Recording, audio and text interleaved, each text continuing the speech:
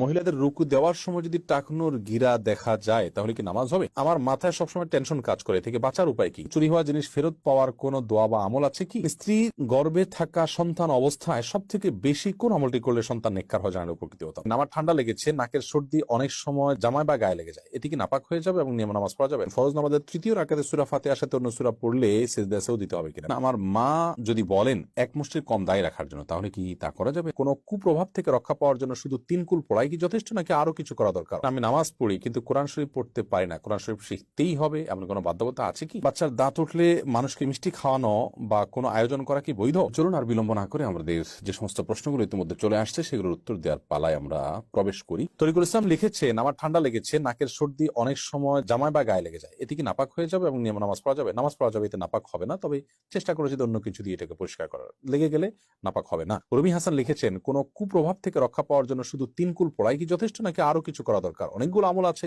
এই 3 কুলটা সবচেয়ে বেশি এফেক্টিভ আমল, সেগুলো পড়বেন ইনশাআল্লাহ বিইذনিল্লাহ। এর পাশাপাশি আর অনেক আমল আছে, সেগুলো পড়বেন। সূরা বাকারাটা তেলাওয়াত শুনতে পারেন, তেলাওয়াত করতে পারেন, করা উচিত, অথবা শুনলেন সেটিও হতে পারে। বাশিরুল ইসলাম লিখেছেন, চুরি হওয়া জিনিস ফেরত পাওয়ার কোন দোয়া বা আমল আছে কি? সুনির্দিষ্ট কোনো দোয়া আমার জানা নেই এটার জন্য আলাদা করে, তবে আল্লাহ তাআলার কাছে সাধারণভাবে আপনি তো দোয়া করতেই পারেন। এমডি জমশেদ আলী সাগর লিখেছেন, আমি নামাজ পড়ি কিন্তু কোরআন শরীফ পড়তে পারি না, কোরআন শরীফ শিখতেই হবে এমন কোনো বাধ্যবাধকতা আছে কি? অবশ্যই কোরআন কারীম আপনি যেটুকু নাহর নয় সালাতের মধ্যে তো আপনার অন্তত মিনিমাম সূরা ফাতিহা তো মুখস্থ করতেই হবে আপনাকে, না নামাজই হবে না আপনার। লা সালাতা লিমান লাম ইয়াকরা ফাতিহাল কিতাব, সূরা ফাতিহা না পড়লে নামাজই হয় না। অতএব মিনিমাম সূরা ফাতিহা মুখস্থ থাকতে হবে।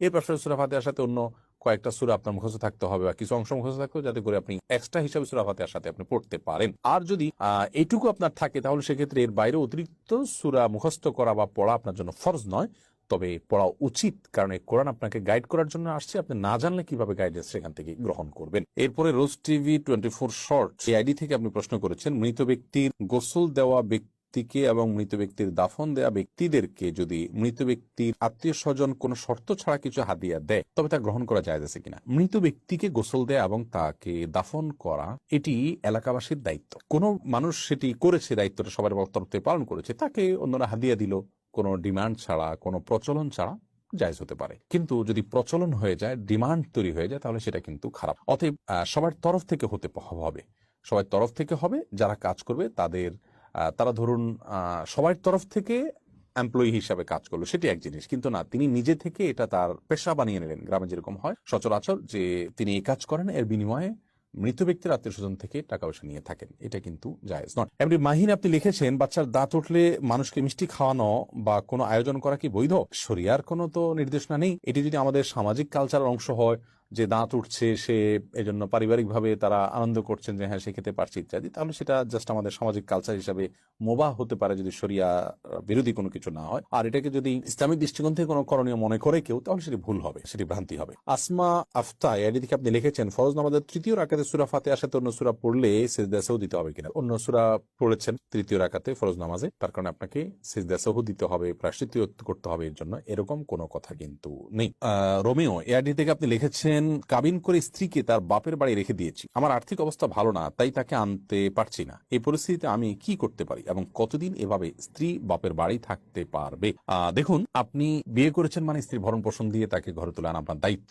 আপনি পারছেন না, তাদের সাথে বোঝাপড়া আছে, তার ভিত্তিতে তিনি সেখানে থাকেন, এটাতে অসুবিধা নেই। এরকম কোনো টাইম লিমিট নাই যে এতদিন এর মধ্যে আপনাকে উঠে আনতে হবে, না বৈবাহিক সম্পর্ক থাকবে না। তবে হ্যাঁ, আপনার কর্তব্য হলো খুব দ্রুততার সাথে উদ্যোগী হয়ে তাকে আপনি উঠে নিয়ে আসবেন, কারণ বাবা বাড়িতে থেকে তাদের খরচ খরচায় তিনি লালিত পালিত হবেন, এটি কিন্তু হওয়া উচিত নয়, এবং এটি আপনার অধিকারও নয়। তো যার কারণে খুব দ্রুততার সাথে এটি করা উচিত, অন্যথা আপনি বিবাহের উদ্যোগ এভাবে অনিশ্চিত অবস্থাতে আপনি কেন গ্রহণ করলেন? এই উদ্যোগ গ্রহণ করাটা আপনার সঠিক হয়নি। এমবি আব্দুল্লাহ আপনি লিখেছেন, কারো গাছের ফল না বলে খেলে পরবর্তীতে সমপরিমাণ টাকা গাছের মালিকের মোবাইল রিচার্জ করে দিলে দায়মুক্ত হবে কিনা? না বলে খেয়েছেন, তখন আপনি হয়তো বুঝেননি, পরবর্তীতে আপনার মধ্যে অনুশোচনা এসেছে, আলহামদুলিল্লাহ, তো আপনি তওবা করে ফিরে এসেছেন, আল্লাহর কাছে মাপ চেয়েছেন এবং তার টাকাটা তার কাছে ফেরত দিয়েছেন, তাকে মূল্যটা ফেরত দিয়েছেন, আলহামদুলিল্লাহ। আশা করা যায় যে আপনি দায়মুক্ত হবেন। এরপরে এমডি জসিম আপনি ইউটিউব চ্যানেলে লিখেছেন, আমার মা যদি বলেন এক মুষ্টির কম দায় রাখার জন্য, তাহলে কি তা করা যাবে? না, লা তাআতা লিমাখলুকিন ফি মাসিয়াতিল খালিক, সৃষ্টিকর্তার অবাধ্য হয়ে আপনি কোন স্রষ্টার কথা শুনতে পারবেন না, সে কোনো সৃষ্টির কথা শুনতে পারবেন না। সেটা আপনার মা হতে পারে, সেটা আপনার বাবা হতে পারে। তো এই জন্য সৃষ্টিকর্তার বাধ্যগত থাকাটাই হলো মূল। সেটার সাথে সামঞ্জস্যপূর্ণ হলে মা বাবার কথা আপনি শুনতে পারেন। এখন মা যদি দাড়ি কাটতে পারেন, নবী করিম সাল্লাল্লাহু আলাইহি ওয়াসাল্লাম বলেছেন ওয়াফিরুল্লুহা আরখুল্লুহা, তোমরা দাড়ি ছেড়ে দাও, তাহলে সেক্ষেত্রে আপনি নবী করিম সাল্লাল্লাহু আলাইহি ওয়াসাল্লামের নির্দেশের খেলাপ করছেন, যেটি কিন্তু জায়েজ নয়। সেক্ষেত্রে মায়ের সাথে বেয়াদবিও করা যাবে না।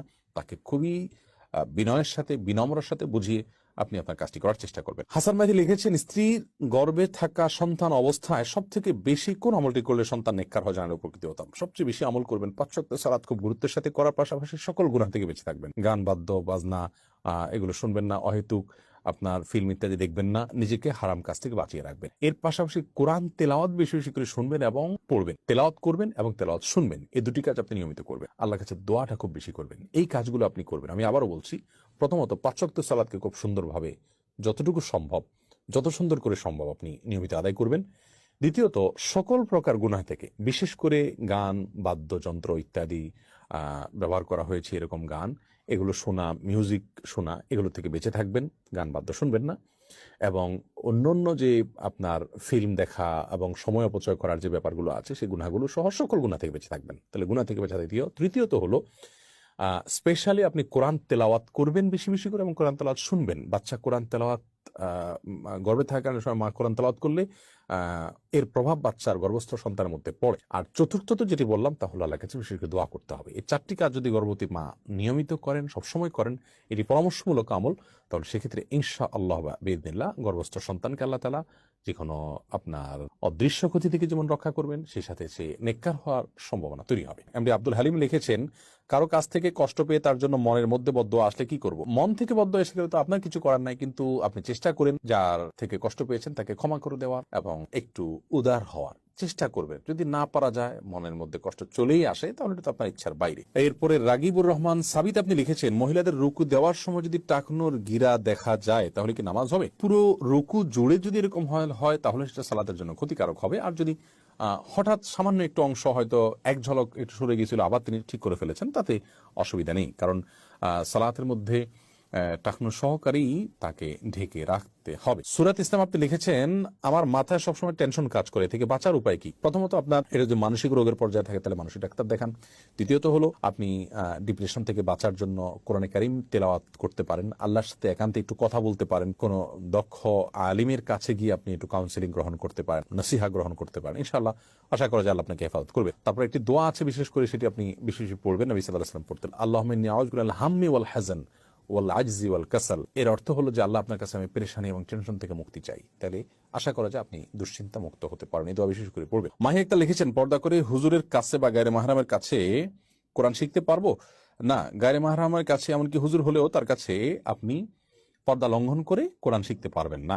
আপনাকে কোরআন শিখতে হলেও পর্দার মধ্যে থেকে শিখতে হবে। হয় নারী শিক্ষিকার কাছে শিখবেন, আর পুরুষ শিক্ষকের কাছে যদি শিখতে হয়, নারী শিক্ষক যদি না পাওয়া যায়, তাহলে পর্দার আড়াল থেকে শিখবেন। একাকি শুধুমাত্র আপনার শিক্ষক এবং শিক্ষার্থী থাকবেন না, বরং সেখানে অন্য শিক্ষার্থীদেরকে রাখবেন পর্দার আড়ালে, যাতে করে ফিতনার যত পথ আছে সেগুলো রুদ্ধ হয়ে যায়।